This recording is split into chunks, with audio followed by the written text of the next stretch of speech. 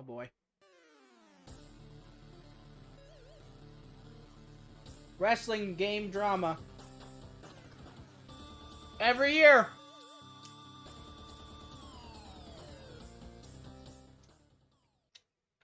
What is going on, guys? It is Wrestlegamia here, back with another video. A WWE 2K22 is being released this week, but there are already warning signs that this game could be another huge disappointment. Why? Well, join us now as we look at the latest reports on 2K's WWE 2K22 Wrestling Simulator.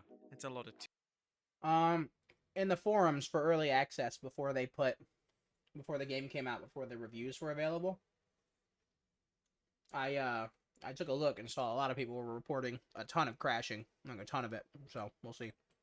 twos. Be sure to subscribe and hit that notification bell so you're the first to know when we upload a video. A WWE 2K22 follows years of anticipation after the unmitigated disaster that was 2K20. Fortunately, reports of 2K banning the social media accounts of individuals who have posted early reviews and or screenshots or streams of the game have led to concerns that 2K isn't confident about this latest release. Now, there is currently a review embargo on official reviews until the game is released. The problem, of course, is when embargoes prevent reviews until the day a game is released. That's the case with 2K22, as official reviews cannot be released until the pre-orders are released on 8th March. However, according to Element Games, it looks like some places are already selling the physical version of WWE in 2K22 in store. Of course, not surprisingly, people are already getting permanently banned if they're going to be streaming the game online. And gamers know that many games are developed with fast turnaround times, which makes it tricky to release review copies far in advance. There's also the problem of reviewers not having enough time to give a proper review. From what I've seen from like GameSpot and a couple other outlets, is that most of them got their review copies on Sunday. So by the time the review embargo started to lift, a lot of reviews weren't even ready. So, you know, it's hard for them to get scores, but a lot of sales for these wrestling games, because they've been so bad the past few years, are pre-orders to get the pre-order bonus, so I can see why they would hide it. That doesn't make it ethical or right, but you can clearly see why they did it. For example, giving a review of the game a week before its release may not be sufficient enough time. However, why would a game maker enforce a complete embargo just days before its release? Is this distressing deja vu? Or fans who ordered past video games with review embargoes are likely shuddering at the thought of facing another game like 2K20 or Cyberpunk 2077, both which had such a hush-hush policy about what to expect that more than a few games... Just don't pre-order games. Just don't do it. It's simple as that. Like, that's how you avoid stuff like that, is just don't do it. We live in a world now where most game developers just can't be trusted. When, like, before, you know, you pre-ordered the next big, you know, AAA game, like, the odds of it at least being, like, functional and good were pretty high. Sans, like, once you got to, like, 2014 and the start of what I think is kind of like the start of this era that we're in, of games just starting to be unfinished and everything, like, patch culture really starting to, like, rear its ugly head, where you could release a game and then patch it. And then 2016, I think, with the launch of No Man's Sky, is where a lot of people started to not pre-order games anymore, just because of how hyped No Man's Sky was and how bad No Man's Sky was when it came out, right? I think that's when a lot of people started to lose faith in game developers to deliver all the time. Because, like, before, I used to, when I remember going to GameStop, I'd have $5 on, like, 10 different games that were coming out that year for the pre-orders, you know? And now I don't pre-order a single game. And it was No Man's Sky that did that to me. It's a select games. Like, it's a very few games that I pre-order. Honestly. And now, especially now, game developers are keen. It is accepted to release a game in an unfinished and poor state. Or maybe not unpolished, but like a bare bones state. And deliver content over the course of years. Like Sea of Thieves and No Man's Sky, they took like 4 years to be good. That's crazy for all the people that bought the game, you know? All the people that bought the game 4 years ago, that's crazy. That it took that long. Food for thought. I didn't pre-order WWE 2K20. Or 2019. I haven't pre-ordered a wrestling game since 2K15. After just how awful 2K15 was.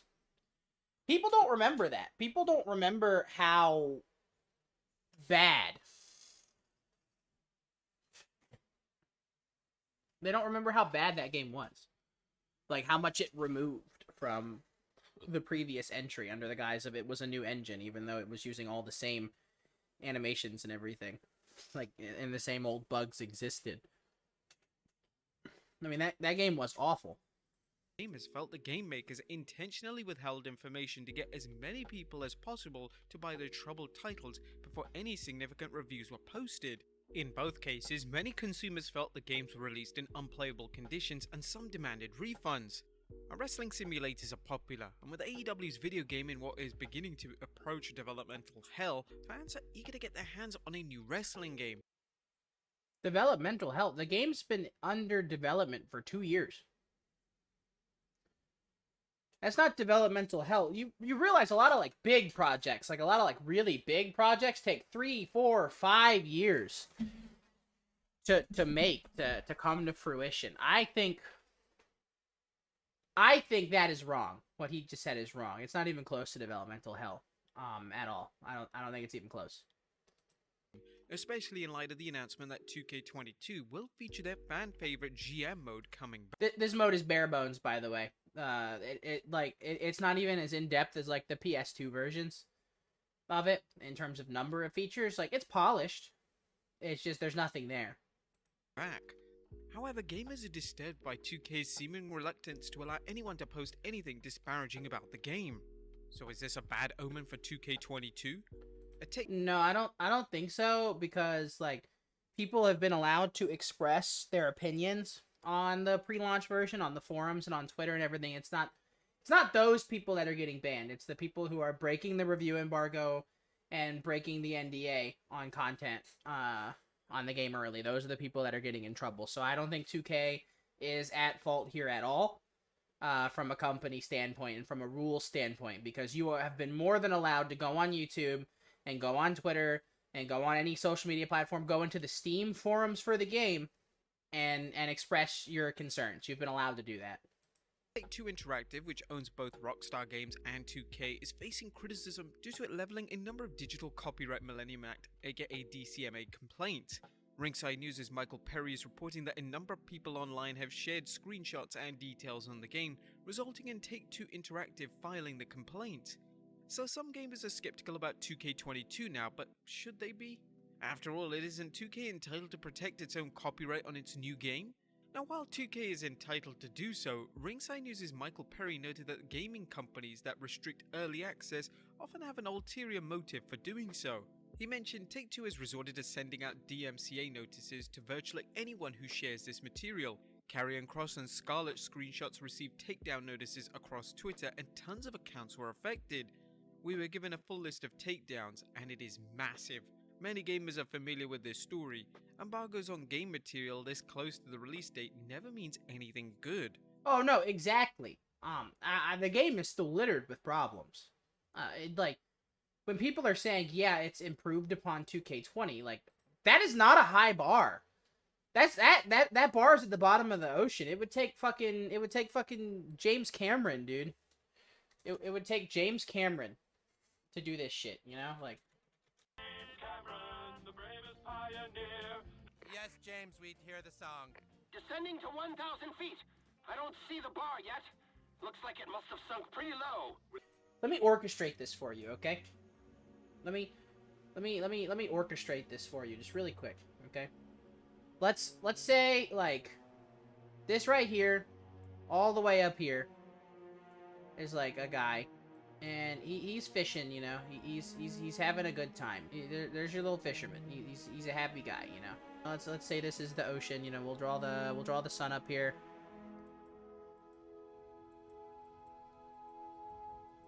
Like, you know, it's a nice day. There's a little, you know, there's a fish maybe getting ready to get up there and nibble. Like here, right here, we will call this surface level. This is the average, right? So this is the bare minimum. This is surface level. Okay? So we're gonna call this the bare minimum. Right there. Okay, now what happens when you go down, you know, deeper into the ocean? Okay, like just a little bit deeper. We're gonna call this like 50 feet, okay? Right here. That's 50 feet. And you've got like, you know, like a eel. You got like a sharp-toothed eel. You know, he's like 50 feet down. He's angry, you know. That's right there. This right here, way below the bare minimum, is reality TV, okay? This is reality TV. This is like Jersey Shore, you know, Big Brother. Like, this is reality TV. Right? Okay, and you go down another 100 feet, right? You go down 100 feet. We're 150 feet deep now, okay? This right here, 150 feet below the bare minimum, is a dead guy. He's dead. He's just floating around. And that's U.S. politicians, okay? That's U.S. politicians. 150 feet down. Now, let's say you go down even further. Let's say you go down 10,000 feet. Okay, under the sea. Here's the sea floor. Okay? There's the sea floor. And here, you know, here's a little pirate treasure chest. You know, it's sitting there. It's a pirate treasure chest or whatever. Okay, and then you drill underneath it. What I'm saying is, if you go down below that, another 20,000 feet into the Earth's crust, okay? There's WWE 2K20. What's at 10,000 feet? What's this little treasure, you ask? What's it beneath? Okay, right there. That's Battlefield 2042, okay? The worst game that's come out since WWE 2K20, Battlefield 2042, right? You go down another 20,000 feet, you will find WWE 2K20, okay? So to say they're raising the bar from there is really disingenuous, right? It's really disingenuous to say they are raising the bar from WWE 2K20 because it is so far underneath the ocean that I don't even think James Cameron could get it. I don't even think James Cameron could. Okay, let's continue the video. Cameron, I am now at 16,000 feet. James Cameron couldn't even get it. Perhaps even more troubling is why the Twitter accounts were targeted. According to Perry, many fans have lost their Twitter accounts over the DMCA takedowns. Everything seemed fine until people started mocking the odd player models and lack of real updates and gameplay previews. Even current NXT superstar Dakota Kai found herself running afoul of 2K after she tweeted her joy over 2K's visual for her in their new game. Her tweet featured 4 images from the game, which was replaced. Wow, 2K. You, a WWE superstar, got oh my god. You see what I mean? This is crazy. Stuff like this is crazy. I could see, like, you know, like taking down reviews before the review embargo, but a WWE superstar posting their own model gets copyright takedown? That's nuts, 2K. That is insane. Place with the dreaded media not displayed. I mean, she was praising the game and yet they still blocked her. So what's causing all this? And keep in mind that the complaints we've seen posted and substantially removed are unsubstantiated. Perhaps Take-Two Interactive is just taking down baseless attacks on their product, or what if they're not? What are the complaints people have been making that have led to Take-Two requesting they be taken down? One complaint is that the game features microtransactions, the dreaded pay-to-win monster. Not to mention, they made VC. They made VC and card packs and everything just as expensive as NBA 2K, but with no online component really to, like, do anything with the VC. It's crazy, dude. It's nutso. That has been seen before in 2K, with its NBA series being criticized for what is seen as a ridiculous amount of microtransactions. Although 2K is by no means the only developer accused of gouging gamers Oh yeah, no. with microtransactions. No. Even Polyphony Digital has been doing so with their new Gran Turismo 7 game. 2K has defended the practice, even blaming microtransactions on players who don't have the patience to grind through various modes to accumulate in-game currency.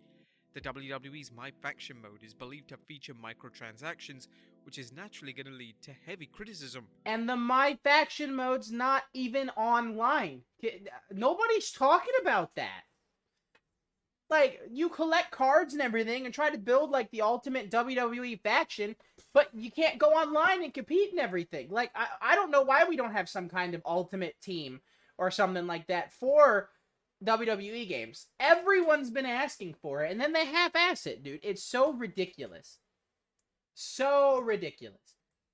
Another complaint is that the MyGM mode is very limited and that players won't I said this earlier. have the same open world experience that they did in the past versions. While GM mode isn't a major component of the game, it's a feature gamers have been asking for a long time, so expectations are very high at this moment. Another criticism is that 2K's Universe mode has been stripped down due to the addition of MyGM mode. 2K22's My Rise mode isn't receiving. I don't understand why they didn't just combine it. Like, put the GM stuff in Universe mode. It seems like such an easy thing to do, and they didn't do it. Instead, they half-ass one mode, and then don't do anything with another mode. It's crazy. I sometimes I think me with no, like, I've got 3 years of college that I finished and everything. Me with no finished degree, no game development sense, I feel like I could lead a project better than these people. I do not know who 2K puts in charge of this stuff. I don't. I really don't. Any praise, which is too bad as this mode has always been unfulfilled. 2K20's mode that featured a male and female superstar. I have heard great things about the story mode, though. I've heard people love My Rise. And the overall gameplay changes I've heard are really great, too. Rising Up Together had plenty going for it on paper, but the game's many glitches turned the mode into an unplayable mess. Graphics-wise, the game looks beautiful, at least based on screenshots and videos, but there have been reports of glitches. Again, the biggest reason for the gamers to be worried is that Take-Two seems to be going on the offensive to prevent anyone from complaining about the game. Are the game's overall graphics that defective that there's a reason to hide them? So is there a cause for concern? Does this mean we should expect to see a repeat of 2K20? It's difficult to imagine a game that could come close to matching that awfulness of 2K's 2009 monstrosity, but in light of 2K20's many broken promises, who can blame anyone for being skeptical? Some fans who just paid $99.95 for the deluxe edition or $120 for the New World Order edition in order to get pre-order bonuses.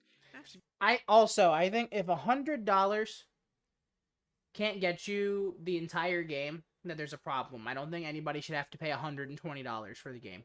If you're doing like seasons of content, okay, and $100 isn't enough to get you season 1 and all the wrestlers included in season 1, there's something wrong.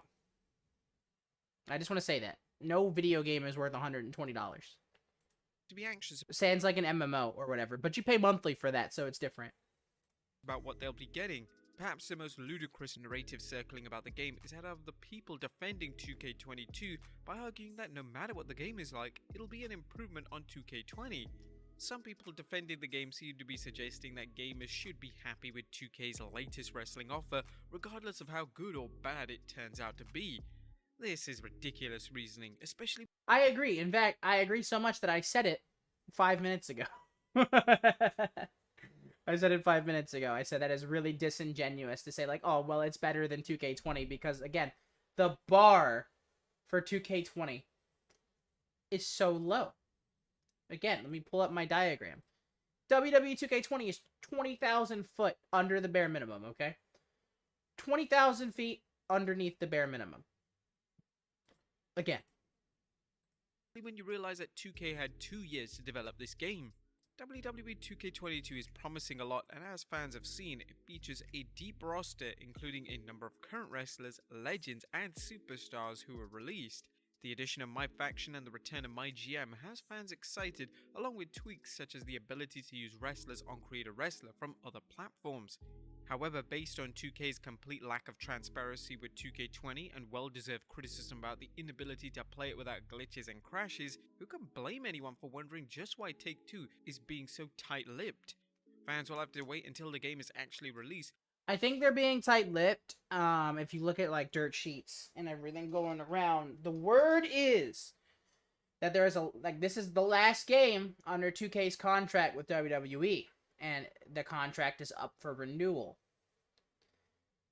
Which means if 2K fucks up 2K22, WWE could seek its business elsewhere. In fact, people are saying that preliminary discussions with Electronic Arts are already taking place. Why WWE just doesn't do an in-house developer, I'll never know. But in light of 2K's epic fail with 2K20, coupled with its reluctance to provide transparency for the game, it's understandable why some fans are skeptical about the upcoming release, and some have even cancelled their pre-orders. However, rest assured, we have you covered, as we'll be providing a full review of 2K22 in the near future. I'm not sponsored by 2K, so I don't get any review copies. But there you have it, guys. The latest news on 2K. This is Wrestlegamia. As you can see, I'm subscribed. One of my favorite YouTube channels when covering like wrestling games. Really cool channel. Wrestlegamia. Let me get his name on there. Wrestlegamia. If you're into wrestling modes, wrestling games in general, like, great channel. I'll leave some stuff, you know, for you to watch. As far as WWE 2K20 content goes on my channel, I will be playing it. I just am not going to be playing it right away. I am going to think, I think I'm going to play it, like, probably a month from now when, the first few patches come out. I just don't want to, like, hop into it like I did 2K19, and 2K19 had a lot of crash issues and everything at launch. I don't want to hop into another game that I can't play. Let's take a look at WWE 2K22's reviews so far, shall we? Very positive. It's at 84%. It was at 89% when it came out last night, so it's already dropping. But very positive. I mean, it's opening pretty well. Day 1 patch apparently is causing problems. Graphical issues seems diminish. My faction, like, no online, riddled with microtransactions. Like, my GM not being as good as everybody wanted it to. Like, all of the crash stuff. Like, that's what I'm worried about, which is why I want to wait for a few patches until the game is stable. And then I'll, you know, take a look. Absolute waste of money. But he doesn't, like, say why it's an absolute waste of money. It's almost like he bought the game just to advertise the wrestling code. Like, the positive reviews, I know what the positives about the game are. I'm just looking for people saying, like, yeah, buggy mess, crashes, like, that's why I did not purchase the game day 1. But we did play a little bit of Wrestling Empire. We played about 2 hours of it to take a look at the new free roam update, which I think is really fun. Wrestling Empire is only like $20. Really, like, if you're looking for a wrestling game, I cannot recommend this one enough. Cannot recommend this one enough. Free roam is out. You can free roam in this game. 94% of the reviews for this game are positive.